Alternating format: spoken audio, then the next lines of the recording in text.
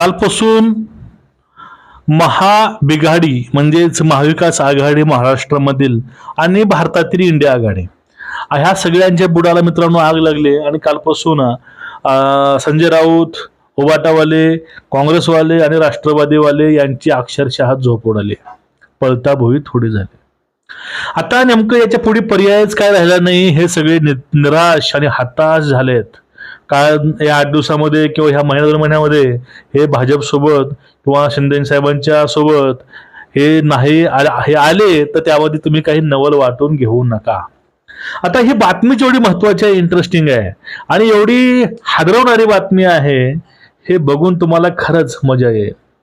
मित्रांनो, बातमीला सुरुवात करण्या अगोदर सर्वांना विनंती आहे, चॅनलला सबस्क्राईब करा, बेल आयकॉन दाबा, व्हिडिओ शेअर करा आणि सगळ्यांना कळकळीची विनंती आहे, चॅनलला सबस्क्राईब करायला मात्र विसरू नका. रामकृष्ण हरी, राम राम, नमस्कार. बघा, झालंय असं, ही जी डावी आघाडी आहे, हे विरोधक आहेत. हे विरोधक हे स्वतःच्याच पार्टीचे आहेत, सरकारचे किंवा ह्या सगळ्यांचे नाहीत मुळात. कारण एक काल वाक्य मित्रांनो खूप मला आवडलं होतं. ते वाक्य राघव चड्डाने बोललं होतं, I am the right man in the wrong party.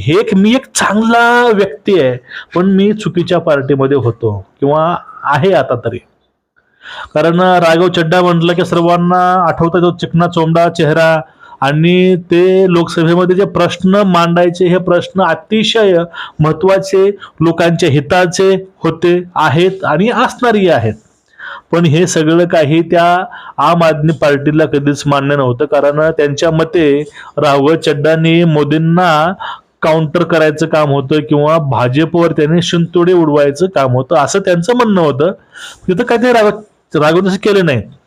आता बघा, ह्या ठिकाणी बोलायचं कारण काय, ज्याप्रमाणे राष्ट्रवादी, शिवसेना हे फुटले, का फुटले, कारण काय बघा, याचं हे कारण तर राघव चड्डाने सांगितलेलं आहे. आता करप्शन थांबवण्यासाठी जी पार्टी तयार झाली होती ती स्वतःच करप्ट बनली, ते स्वतःच भ्रष्टाचारी बनली, असं राघव चड्डाचं म्हणणं आहे.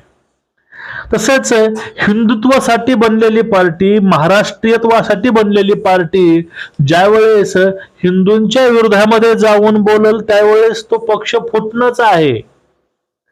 मुळात मूळ विचारधारेपासून ज्यावेळेस एखादी पार्टी दूर जाते त्यावेळेस मतदारही दुरावतो आणि ते सोबतचे माणसंही दुरावतात. याचं पहिलं उदाहरण म्हणजे महाराष्ट्रामधील शिवसेना उद्धव ठाकरे गट किंवा मुळात जी शिवसेना होती ती.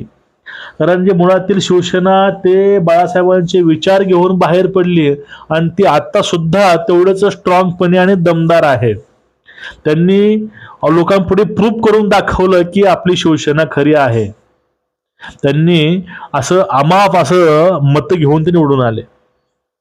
आता आम आदमी पार्टी बोललं की यांचं मावस भाऊ म्हणा किंवा यांची मावस बहिणीची पार्टी असं समजा की या सगळ्या एकाचीच ही चट्टेपट्टी आहेत. हे मग त्यामधील 10 खासदार होते. 10 खासदारांपैकी मित्रांनो 7 खासदारांनी भाजपची वाट पकडलेली आहे. त्यामध्ये राघव चड्डा आहेत, हरभजन सिंग आहेत, स्वाती मालिवाल आहेत, संदीप पाठक, विक्रम साहनी, अशोक मित्तल आणि राजेंद्र गुप्ता.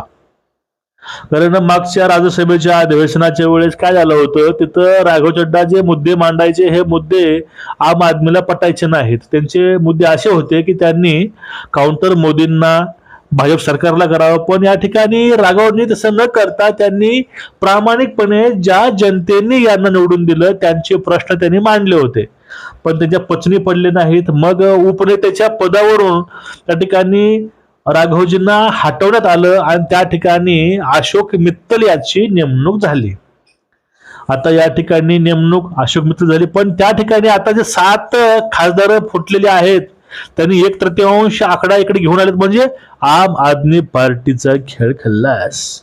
मग हे सगळे इकडे आलेत आणि आता 7 खासदार घेऊन त्यांनी आपलं मनुष्यबळ दाखवलेलं आहे.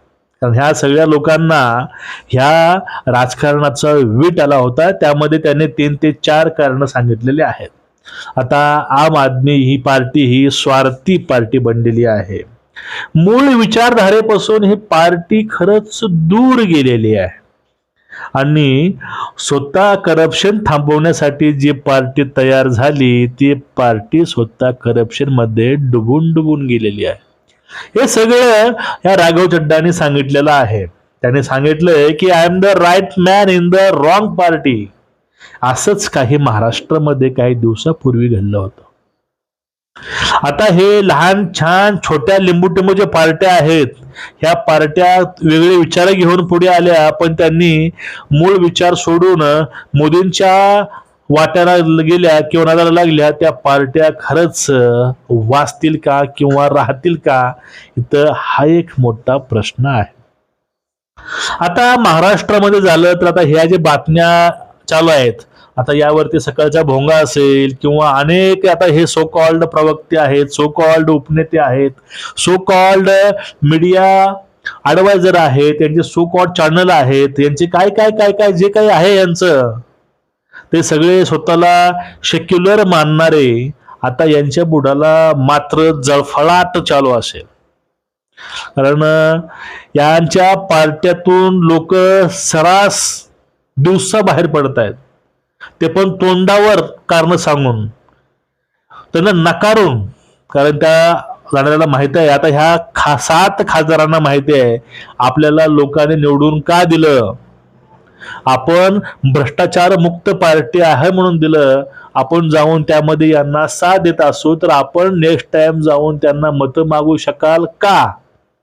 अहो खूप आहे, खूप भयानक आहे. हे राजकारण नाही का, हे राजकारणाचा पूर्ण हा बोजवारा वाजवून टाकला आहे काँग्रेस पार्टी आणि त्यांच्या सोबतच्याने. यांना फक्त देशासमोर काय कळत नाही या लोकांना.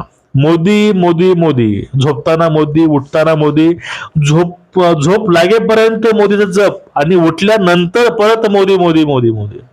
अरे त्या मोदींना विरोध करता करता हे सगळे हे जे काही बेशिस्त लोक आहेत हे लोक भारताच्या विरोधामध्ये बोलू लागलेत. आता अमेरिकेनं एखादा भारताच्या विरोधामध्ये एखादा त्यांनी काय निर्णय घेतला त्यावेळेस ह्यांना असं वाटतं की यांचा बाप हा अमेरिकाचा आहे, भारत नाही. इथपर्यंत डोक्यामध्ये त्यांचे विष पेरले गेले. हे भाजपला विरोध करता करता, मोदीला विरोध करता करता हे लोक आपल्या धर्मावर सुद्धा शिंतोडे उडवू लागलेत. काय बोलायचं लोकांना. या अशा लोकांना कोणी साथ देईल का.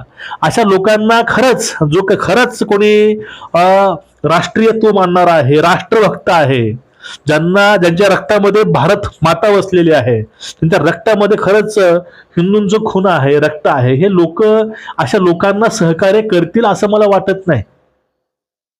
आता हेच झालंय. काल जो काही प्रयोग झाला दिल्लीला, चड्डाने जे 7 सोबत आणलेत म्हणजे अक्षरशः आम आदमी पार्टीची चड्डी ही चड्डाने काढलेली आहे.